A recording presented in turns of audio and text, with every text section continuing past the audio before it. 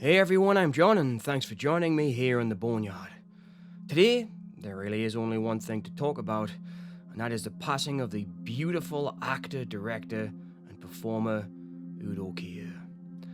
I was always an outsider growing up, I still am in many regards, but Udo Kier is one of those actors that always makes me feel at home. So, here is my personal tribute to someone who I've always considered one of cinema's most wonderful and unique outsiders, Udo Kier.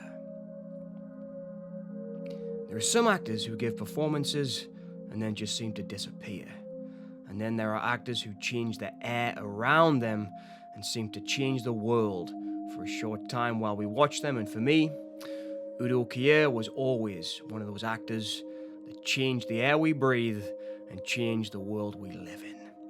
He wasn't just an actor I admired, he was a presence that drew me in, unsettled me, fascinated me, and made me fall in love with the strange corners of cinema. And most of all, he inspired me.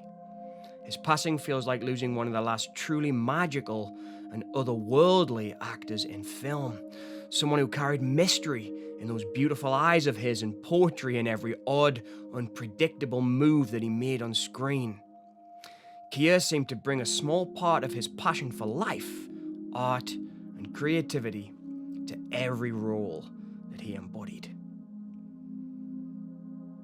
From the first time I saw him, Udo Kier's work felt different. He had that piercing, otherworldly gaze and a beauty that didn't obey the ordinary standard of mainstream movies that I had been watching. As an awkward kid myself when I was younger, and a man who still deals with problems with self-image on a daily basis, Udo Kier's performances inspired me to be braver and bolder when I was a kid, and still inspire me to be braver and bolder now as a man. And for that, I will always be grateful to him. And that is the entire power of what art can do when someone like Udo Kier is in the throes of a role. He can inspire us. And that is the most unique, artful, and I think amazing thing that any creator or person can do. With his unique talent, he could play any role. He could make the grotesque feel elegant, make the camp feel profound, and make even the smallest role unforgettable. That's what I love about him. He didn't need to be the lead to dominate the screen. He just had to be there because he gave every role 100% and always seemed to bring his passion for life to the characters he played. Whether a mad doctor in a Korn music video or an oppressively harsh movie director in Wim Wenders' outstanding film The End of Violence, a great movie about finding yourself, Udo Kier was always elegant, outstanding, and wonderful to watch. I think, like a lot of us fans of his work, my connection to him began with his early work with Andy Warhol and Paul Morrissey, Flesh for Frankenstein and Blood for Dracula. There's something so fearless, beautiful, vulnerable, and poetic about those performances. They're outrageous, yes, and surreal, but there's a vulnerability underneath them that only Udo Kier can bring out, and I think make you sympathize, empathize, and communicate with the characters that he played. He played monstrous and evil characters in a way that made them feel human, as if he understood something about the wounded heart beyond all that theatricality. His emotions always seemed genuine. Those films taught me early on that horror can be art and that the bizarre can be beautiful. Just like David Cronenberg's Shivers, Udo Kier's work helped to teach me that the bizarre can indeed be surreally beautiful, iconic, and I would say inspirational. But one of the roles that stayed me the most and pretty much introduced him to Western audiences was his appearance in My Own Private Idaho as Hans. He feels like he comes from another universe, flamboyant, tragic, sweet, and unbelievably funny, I think, all at once.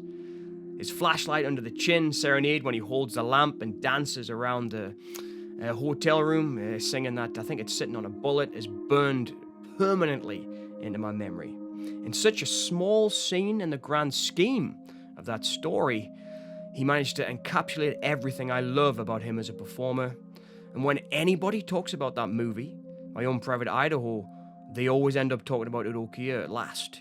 Even though that stars River Phoenix, the tragic, iconic youth star, and Keanu Reeves, another great actor and a great director, and Gus Van Sant, I think we always somehow end up coming and talking about Udo Kier.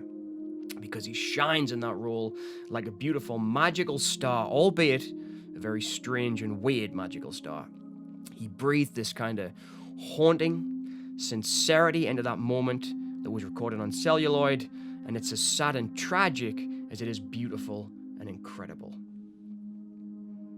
As a young film fan, falling in love with cinema for the first time, I remember thinking after watching that scene, that is what great acting can be, and I think this is what people is when they talk about unique and unforgettable.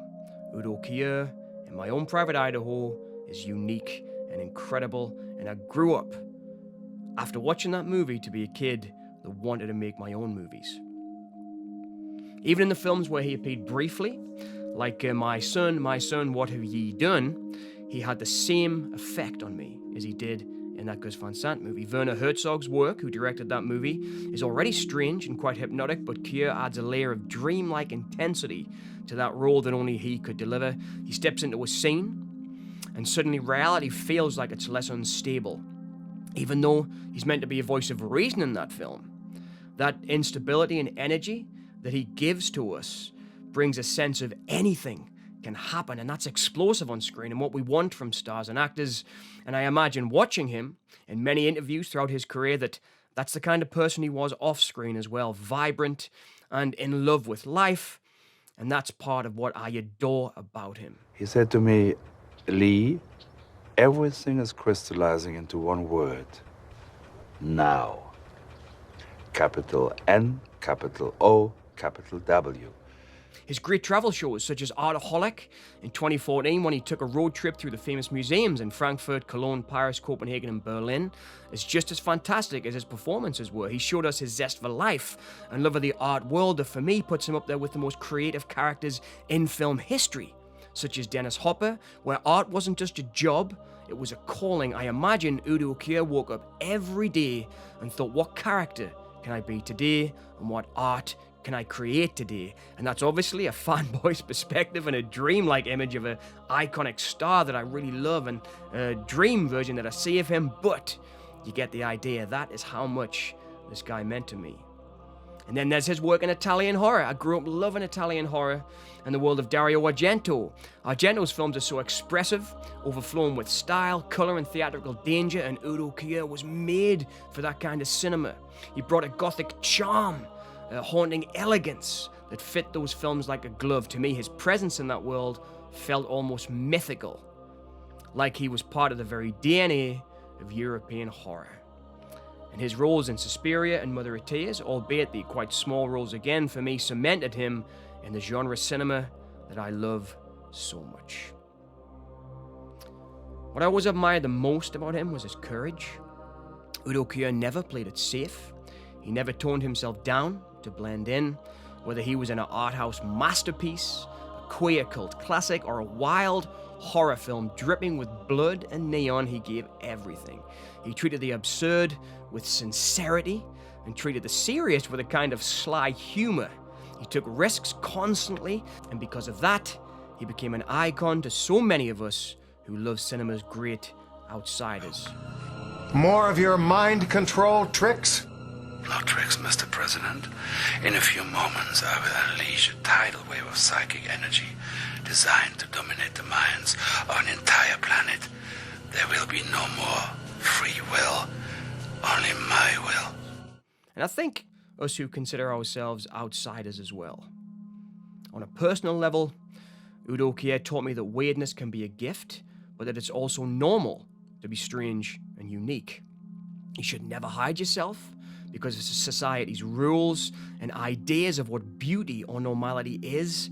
To be yourself is the most courageous and, of course, the most normal thing you can do. And he taught me this. Growing up, I was often afraid to be me.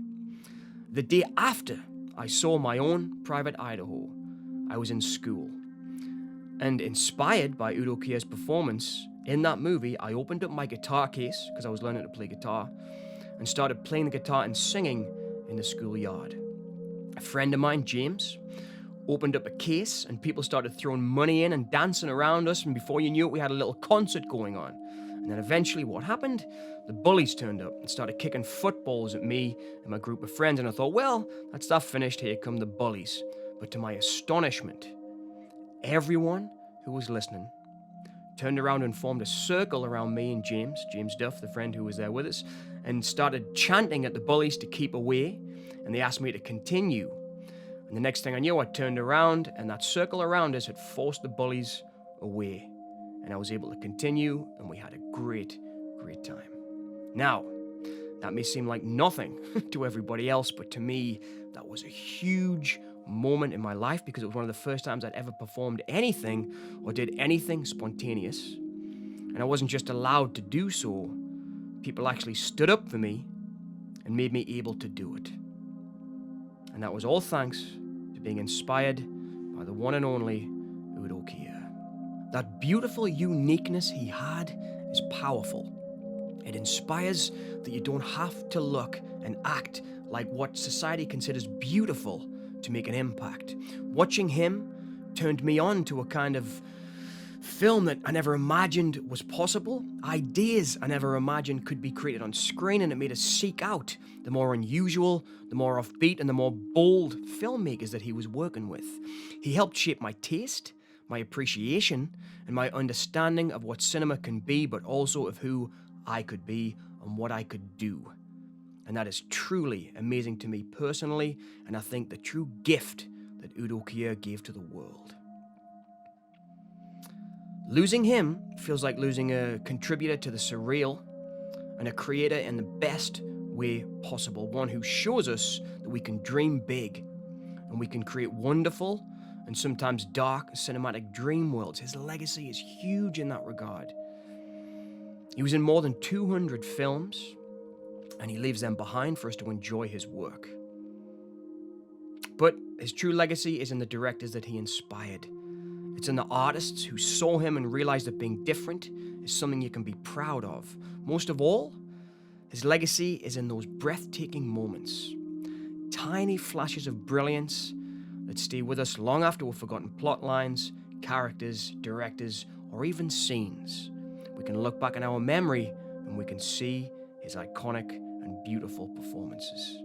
He had a look, a line delivery, and a strange contortion that he would do with his face, but he could also use those tools he had to give bursts of extreme tenderness. That was Udo Kier's magic. I think that's why I'll miss him deeply, but I think more importantly, cinema fans all over the world will miss him deeply. But even though he's gone, he leaves behind a body of work that feels alive, it feels electric, and he leaves a bright, shining beacon in the darkness for anyone who wants to create. Every time I revisit one of his films, whether he's a seducer, a villain, a lost soul, a mystic, or something impossible to categorize into words, I'm reminded of why I fell in love with him and with cinema in the first place. So thank you, Udo Kier, for all the strange wonders that you gave us.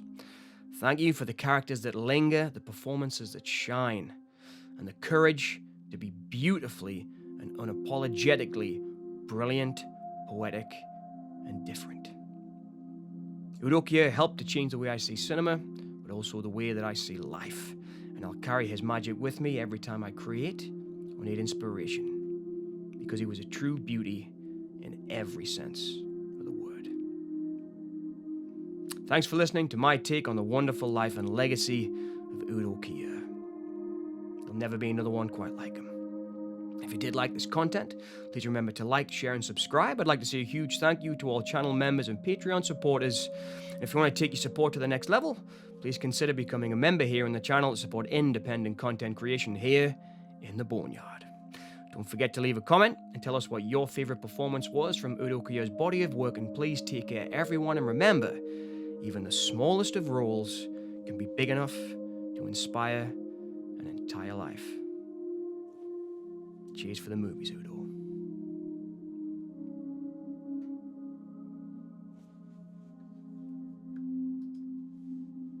Cheers for the movies, Udo.